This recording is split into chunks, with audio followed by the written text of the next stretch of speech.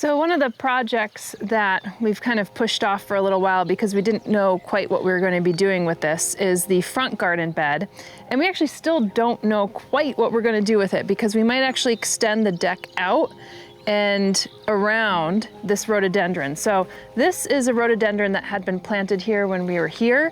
And just to refresh some people's memories or to share with folks who might not be familiar with Flock Finger Lakes, we ended up removing a bunch of barberry that's right here.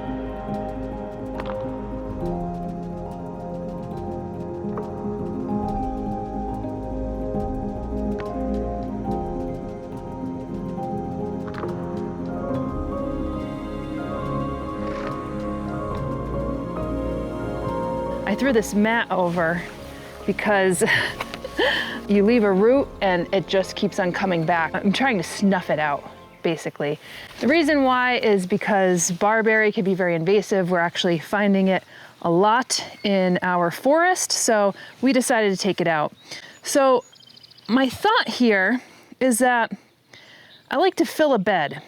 I'll give you an example, this like thymus right here. This is like a nice, it's like magic carpet. I can't remember the name of the cultivar, but it actually is a good opportunity to kind of snuff out weeds. And because this is so close to the grass, you could see already the grass is encroaching.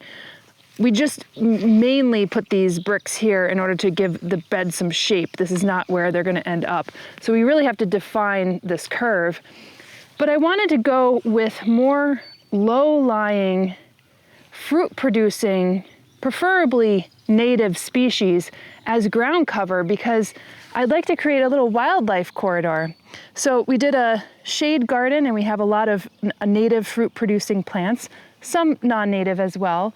And we'd love to see some of our wildlife like birds and chipmunks and squirrels actually eat some of the food and provide that year round.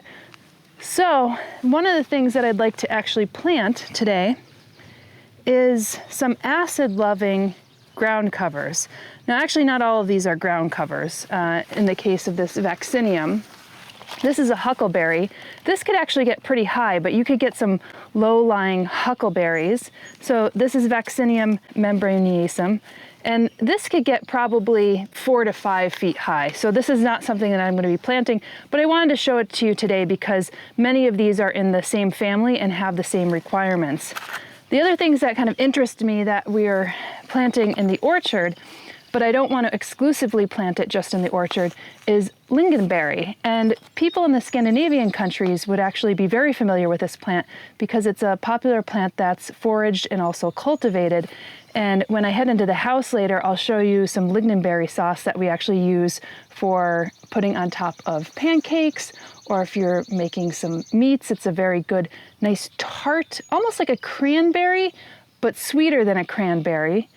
And this is definitely a more acid-loving plant. So when I say acid-loving, that means that the soil pH should probably somewhere be in a sweet spot of 4.5 to 5.5, which is actually quite low. And, you know, rhododendrons / azaleas actually like a more acidic soil as well.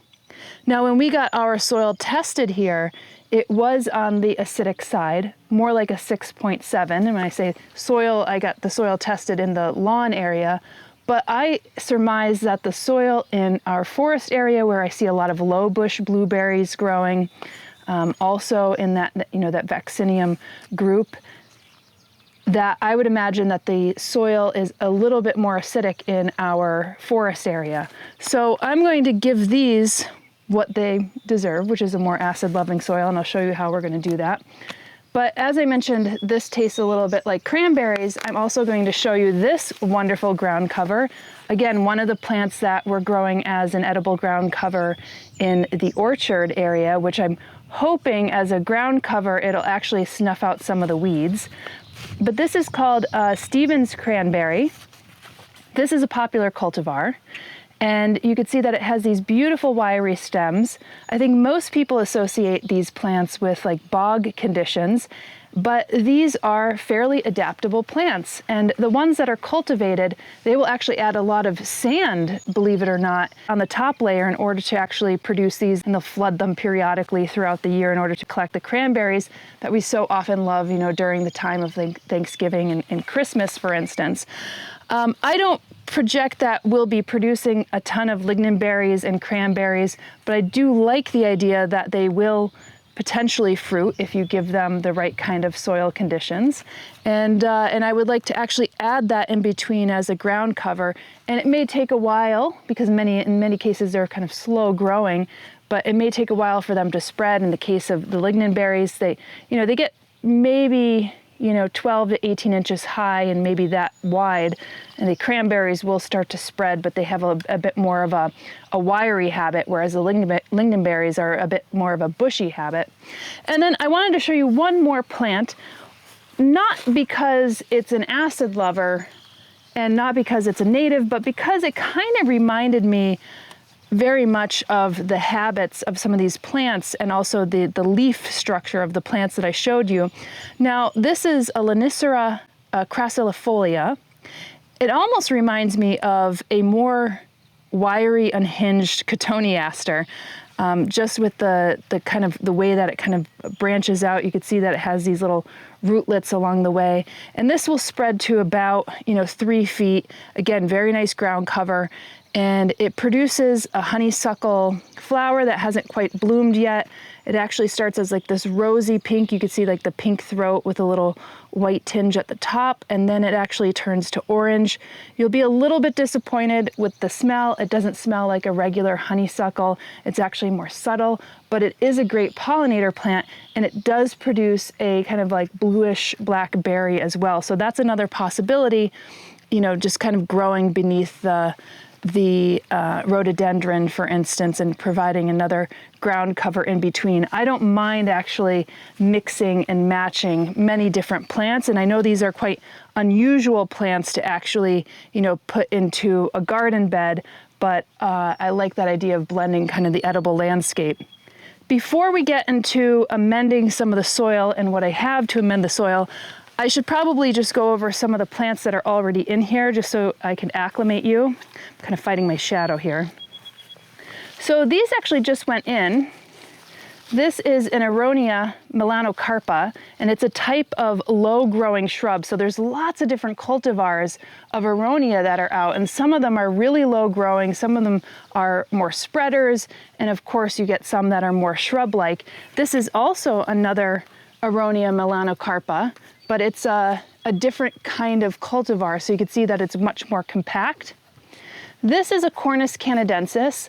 They're not looking their best at this moment, but the reason for that is that we had these sitting in the chicken coop and then in the garage for quite some time because we couldn't get them into the ground early enough.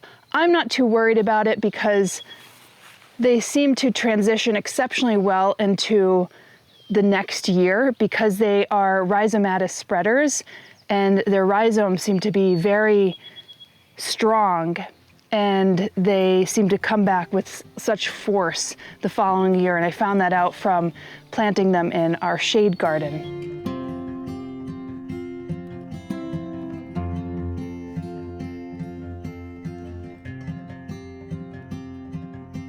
This is an interesting one, and I'm experimenting with this also in the orchard. And I like to experiment with plants in different portions of the land if possible. It's very similar to how I treat some of my house plants, trying to grow them in different conditions within the house and seeing how they perform. So far, this is pretty good. This is a Prunus pumila variation of depressa. So it's a prostrate sand cherry. And this also produces beautiful flowers for pollinators and a little cherry as well that is not really probably tasty for us, but for wildlife, it's probably a delicacy. Then back here we have a viburnum. This is called Viburnum casinoides. It's called Lil Dottie. So it's a short cultivar. I don't think it gets more than 3 to 4 feet high and wide. And then this is a penstemon. I think it's black onyx. Don't quote me on that. And then this is Verbena bonariensis. So these are the really tall lollipop style verbenas. And we got a bunch of flowers last year and we didn't quite know where to plant them. So we kind of stuck them in this garden and said, okay, we'll deal with this at another time. But we really liked how the lollipops kind of went up really high and we kind of walked by it and we saw all the pollinators. So we'll probably keep them in the bed and then now just work on planting in between for those ground covers. And yeah, so let's talk about soil amendments. So as I mentioned, our soil is probably not as acidic as some of these plants would enjoy. So I'm going to use Espoma soil acidifier. And when people bring the pH down of the soil, it's typically with sulfur, and that's actually what's in here. And this is totally great for organic gardening. So we'll use probably about 1 1/4 cup of that per plant on top around the plant, and then we'd water it in. Now we had a really delicious rain here yesterday. The plants are really enjoying it. So I'll still water them in, but probably not as much. And we are gonna get a rain tomorrow as well. So I don't wanna oversaturate the plants. I'm always a little cautious with that here, just because we do have a heavy clay soil. Although I have to say, in these garden beds, because they've been amended for so long, it's a very pleasant soil to actually work with in general. Then in the hole, I'll probably sprinkle in some of the biotone. So this is a nice fertilizer starter for the plants as well. And you don't need too much of that. And as a topper, we have all of these wonderful pine needles. Now, pine needles make an excellent mulch. Again, it snuffs out the weeds, which I definitely need in that garden because it's so close to the lawn, and just errant dandelion seeds and grass rhizomes will kind of move in. And so this makes an excellent mulch.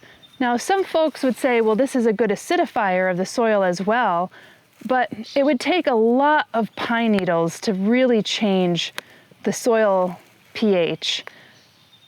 And I think over time it probably does. You know, oak leaves as well are pretty acidic and would eventually leach out that into the soil.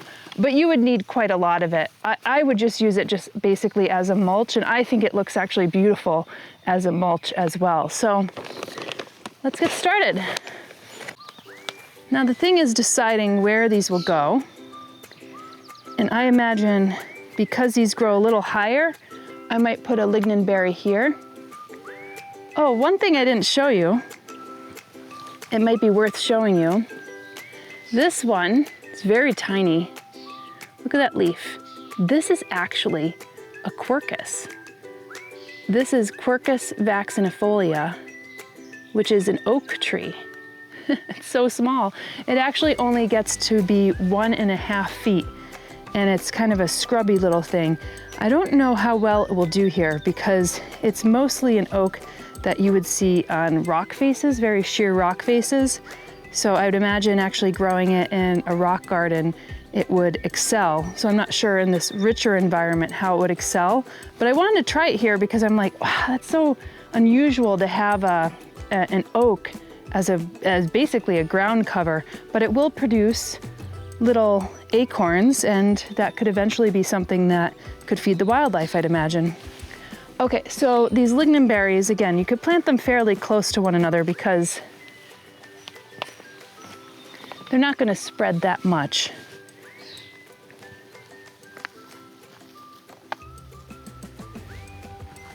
And then I think for the cranberries,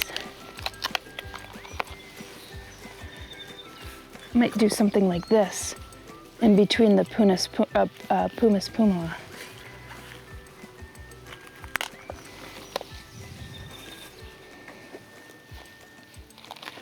Something like this.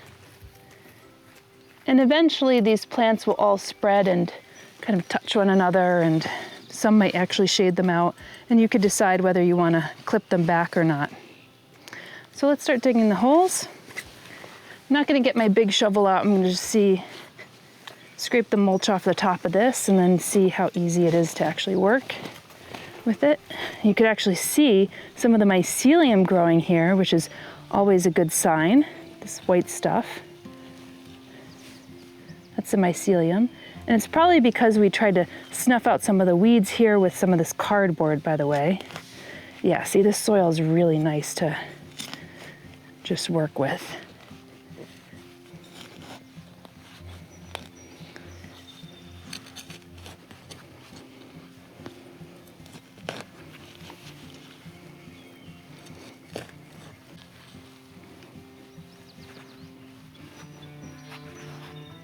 Okay, so what I'm going to do is just put a little biotone in the hole, so I'll be right back with that.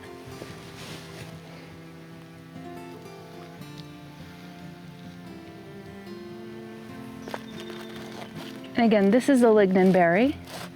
Produces a nice red berry. And it grows pretty close to the surface.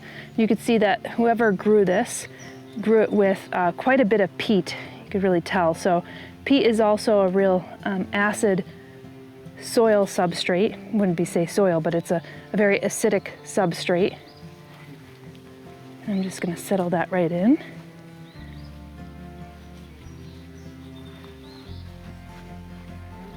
And work the soil and the mulch over the top.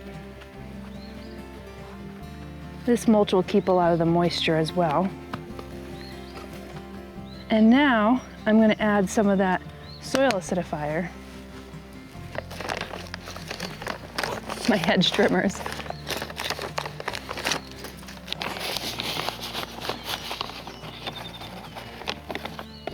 Some eyeball. 1 1/4 cup. And you just place it over the top.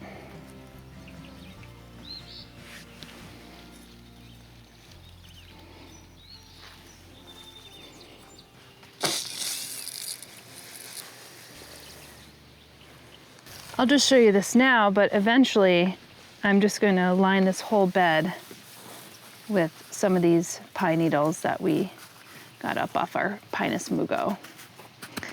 All right, now that I'm looking at this, I think this is actually blocking that quercus, which needs as much light as it could get because it's not going to grow so large. So what I'll probably end up doing is moving one of these Cornus canadensis and actually putting this closer where the cornice is, and then moving the cornice somewhere else, because this doesn't get much higher than what you see here. I'm going to do that now, which will be nice because then you can actually see some of the rhizomatous spread of the cornice here as well.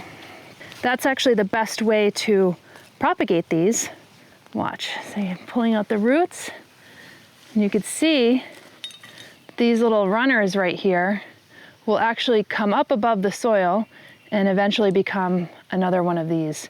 So very cool plant. It's a native, it's called bunchberry for those of you who are more familiar with common names. And it is in the dogwood family. So this is actually a running dogwood, which is pretty cool. All right, so I'm gonna work this hole. It's much easier to dig, obviously, because I had another plant in there. And I'm going to add a little biotone to that hole. I know the transfer is going to go fairly well anyway. These are pretty sturdy plants. Okay, bringing this out. I'm just going to pop that right into the hole.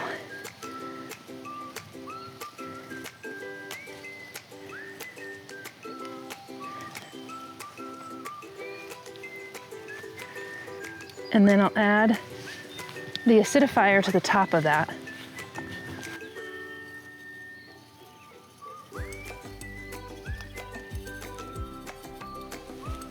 And water that in.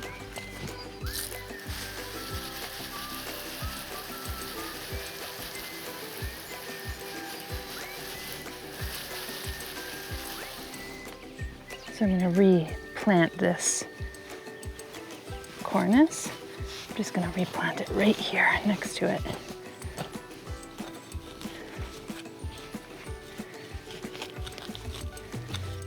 Now this cardboard really protects from rhizomatous grasses and other weed seeds from coming in from underneath. But as soon as you break that cardboard, I find that some of the grasses tend to come right up. So that's some of the challenges that you might have as soon as you break the cardboard. Okay, I'm just gonna bury that again. Take the cardboard out. Again, these will all spread out, so they won't stay compact like this. If you want a shrub or an herbaceous perennial that's a bit more compact, then you should read the ones that don't actually spread. But in this case, I want many of these to spread by rhizomes because I need a ground cover to cover here so we're not fighting some of the unwanted plants that come in. So this again is a cranberry. Again, not something that you typically see as a ground cover in an herbaceous bed, but one that I really would like to try. And I'm actually gonna try these. I got enough of these to actually try in 3 different places on the land, and I am going to plant one in a boggier area. I have such a fond memory of actually floating on a cranberry bog mat, actually here in this area, and that was a lot of fun. And I actually like fell through the bog, but I was just kind of bobbing there. So you see that this was actually planted in quite a bit of this almost like silty, sandy soil. It has this like sand quality to it. So I'm gonna put that in because it's actually quite a small plant. It looks like it was more of a 4-inch and it was put more in a gallon pot. Sneaky. And I'm going to make a little depression there and put again some soil, the biotone starter, and I'll put some soil acidifier on top.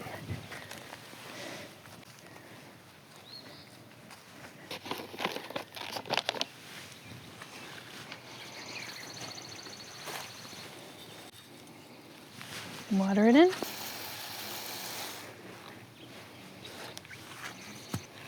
Same for this guy. I might plant this one right here, close by, and then I'm tendril out this way towards the lawn. So I'm removing all this mulch. I mulched it really thick. Again, that could be a little unconventional, but I really wanted to snuff out the weeds here. There was quite a lot of rhizomatous grass, and like I said, that barberry. There you go. Let's see if this one's also like more of a 4-inch. This one's a bit more well-rooted. Okay, so I'll put some biotone in.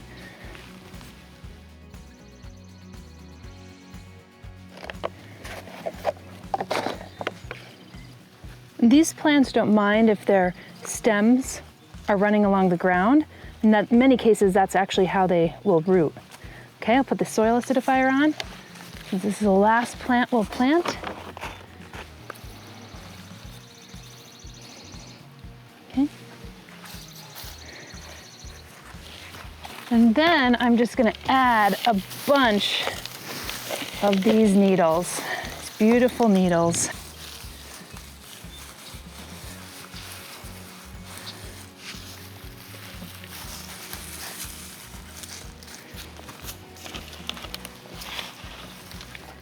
So these pine needles, again, will act like a mulch. You know, it may not noticeably acidify the soil, which is maybe what we want in this area, but it will protect it from the sun, and baking out the soil. It'll retain that moisture, because many of these plants are moisture loving. Even the prostrate sand cherry, believe it or not, would like some more water than it implies.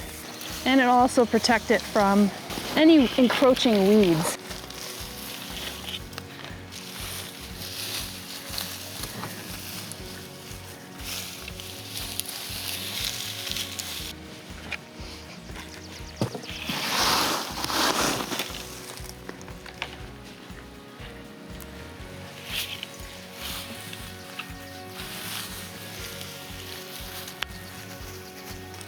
There you go. So I think that's shaping up to be a nice bed, and we'll see how all those plants play nicely with one another. If you're finding value in the videos we produce, we'd love for you to subscribe and hit the notifications button here on YouTube. We're committing 10% of our Google AdSense revenue back to projects in the Finger Lakes region. which will be matched by our partners over at Espoma Organic. So by becoming a viewer and supporter, you're also helping the community here. I'm just hanging out, liking some snake. His little head looks like he's like dum, dum, dum, dum, dum, dum, dum, dum.